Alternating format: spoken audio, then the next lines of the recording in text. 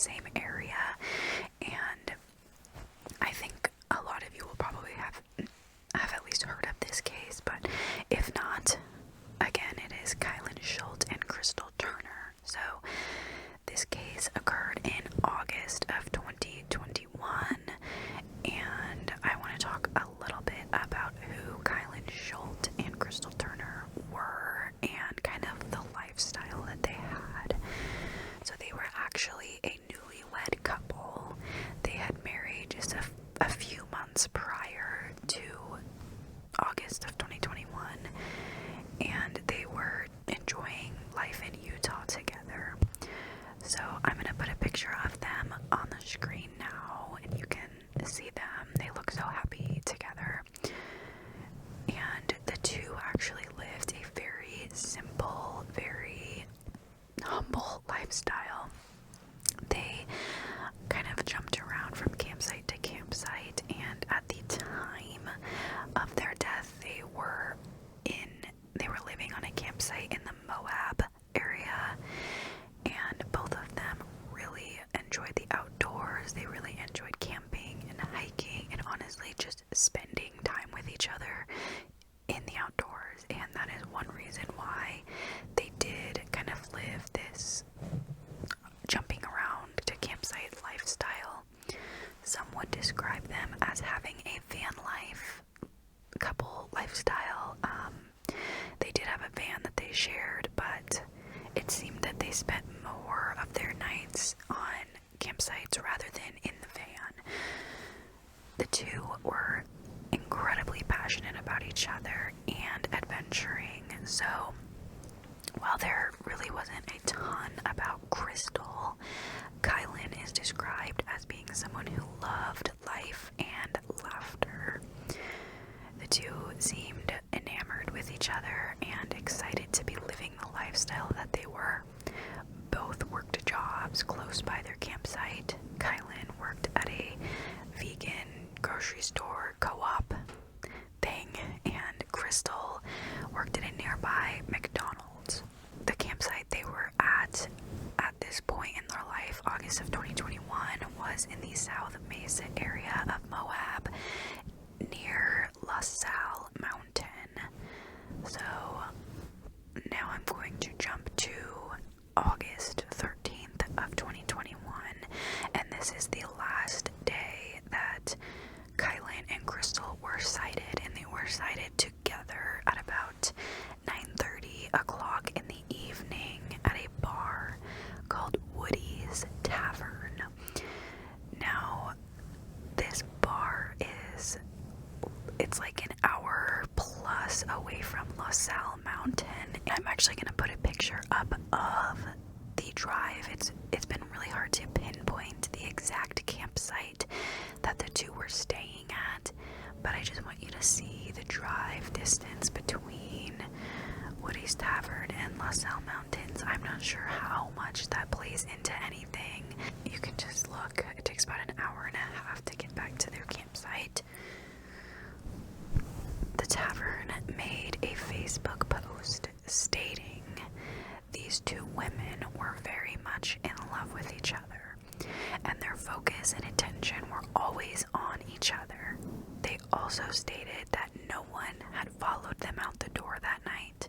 We obviously know these two women, they ultimately are murdered, so I think the tavern actually did a really good job trying to come forward and give information. I would hope they went back and checked cameras, and that's how they could say for certain nobody followed them out, but I guess I don't know. So after the evening at Woody's, the couple was not seen for 3 days, and it was after those 3 days that family and friends started to worry about the lack of response from both Kylen and Crystal. So family ended up reporting them missing on August 16th, 2021. Remember, they went missing. I guess their last sighting was August 13th, 2021. Again, this case was occurring simultaneously to Gabby Petito and Brian Laundrie, both in the same area, both outdoorsy couples, and lived lifestyle. The difference is, again, I mentioned this already, Gabby's case made national headlines, and this one kind of remained a little quieter. So Gabby and Brian had been through Moab a few days prior to the disappearance of Kylen and Crystal. In fact, Brian and Gabby had actually been in that altercation that we've heard so much about at the place that Kylen worked. It was at that vegan co-op, and I think that was a major red flag for police. So because of these issues, these things, an investigation ensued just to see if the disappearances were linked, because we have missing Kylen, we have missing Crystal, and we have missing Gabby. They were ultimately ruled coincidental, and we of course know that Gabby was found murdered, and after many weeks on the run, a deceased Brian Laundrie was found with a confession to her murder. So that still leaves us asking what happened to Kylen and Crystal. Kylen's family and friends became actually very disturbed by the lack of searching for their loved one, especially when they are looking on the news and all they're seeing is Gabby. I can't imagine being Kylen or Crystal's family at this time. I'm very glad that Gabby got the amount of social media time and coverage that she did. It's hard when you're a family missing your loved one and you're not getting even a fraction of that time. So they decided to kind of take the investigation into their own hands, and they knew the general area that the couple was staying at, just not the exact location. They would also recognize some of their things, so they knew that they were going to be the best at trying to identify their campsite. One of Kylen's friends, named Cindy, actually found the couple's campsite, and this was on August 18th. So we have August 13th, the last sighting. August 16th, the family reports them missing, and August 18th is when Cindy finds their campsite. On this day, she unfortunately also finds the deceased bodies of Kylen and Crystal. I've seen some differing reports on exactly where they were found. I've seen they were found in a ditch nearby. I've seen they were found in a creek. I'm not really sure what is the accurate location. I just know it was nearby their campsite. So obviously that is incredibly heartbreaking, especially, anytime when a family member or friend finds their loved one, it's horrible. But an autopsy was done on the women. It was found that both women sustained a number of gunshot wounds, and gunshot wounds were located on their chest, back, and sides.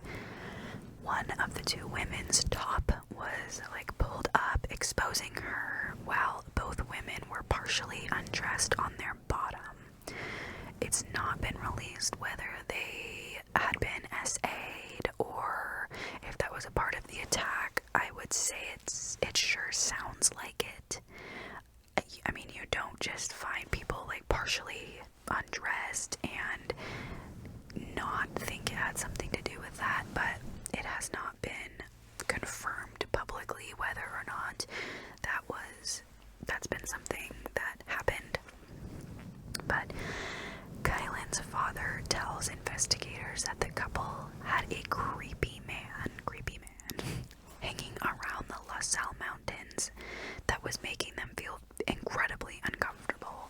And obviously this is a huge piece of information because they're murdered, and if they had somebody making them uncomfortable, that's obviously a huge lead they want to follow. The couple felt so uncomfortable that they were drawn to be leaving the area soon.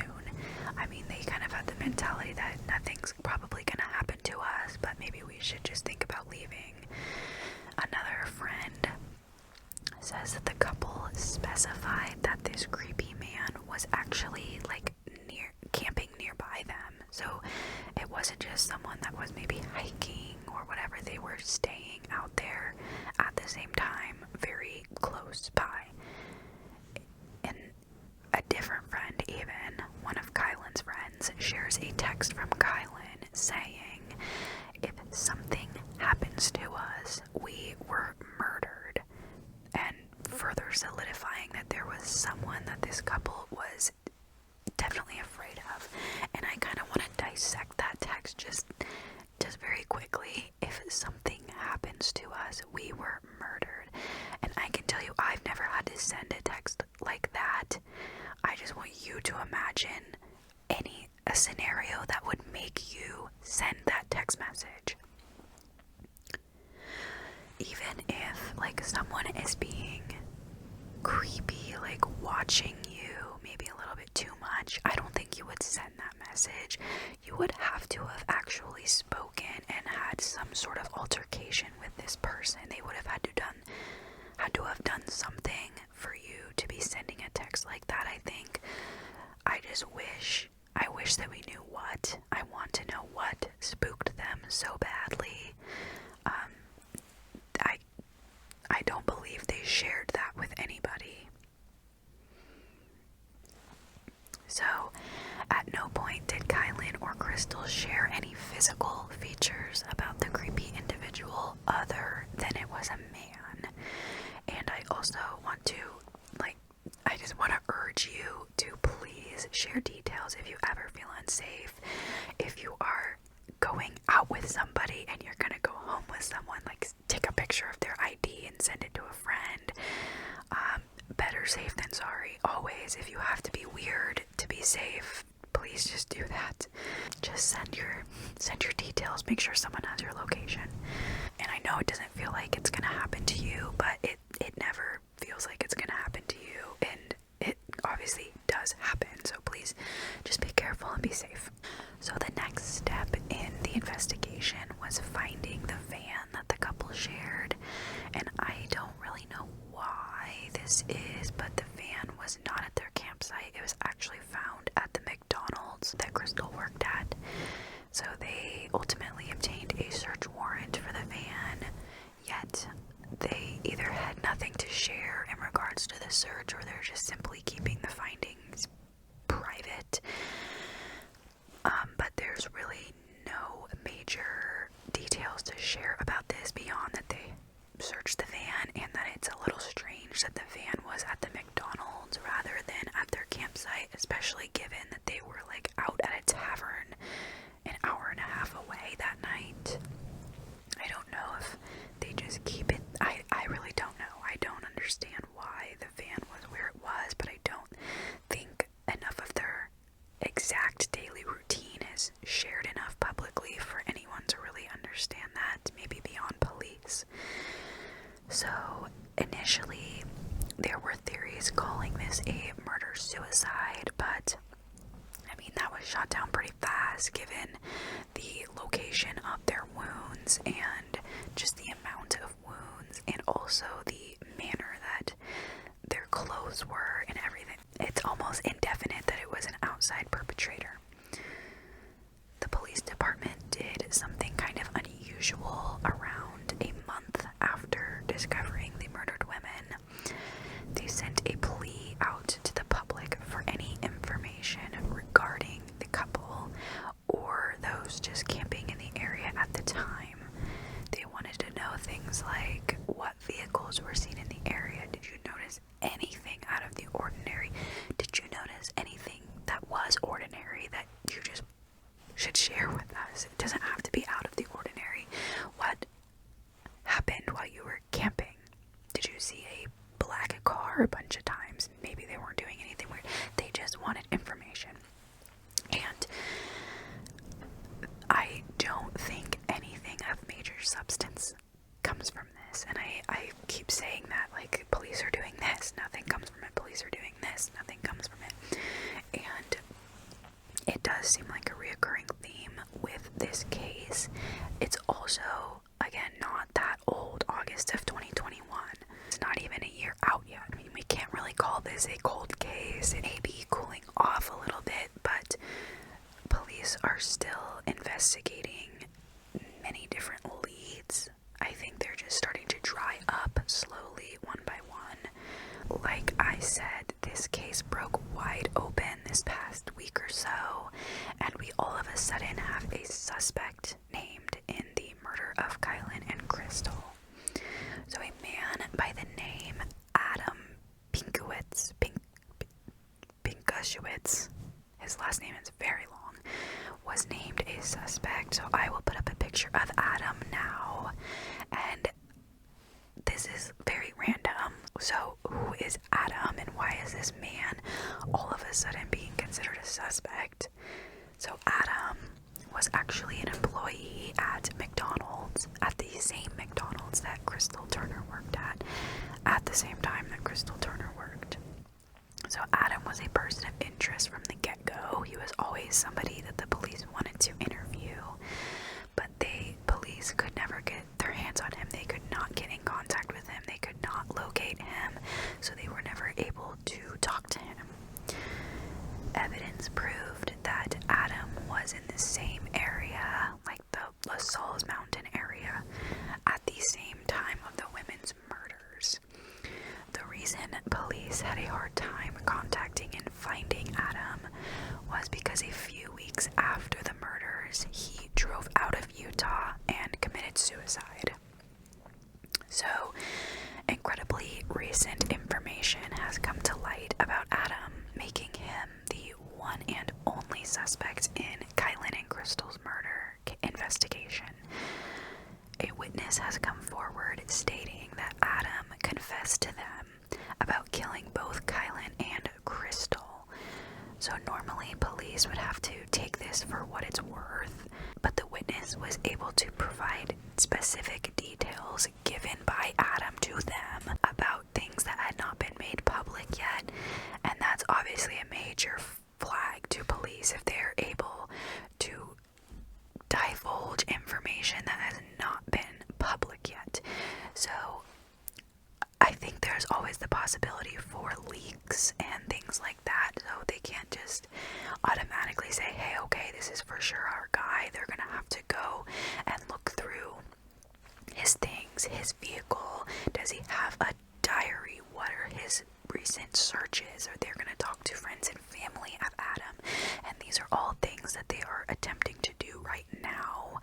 So he has been named because there's enough reason to name him a suspect, but there is a lot of investigating still going on. And then we also have to keep in mind that he did take his own life, so we have surmounting evidence at this point that it probably is Adam. It is said that the creepy individual the couple was worried about could have been Adam. I mean, we can't say for certain, but it has not been released that it was him. He was in the area at the time, so we do know that. I'm not actually sure how they would even prove that the creepy person was him.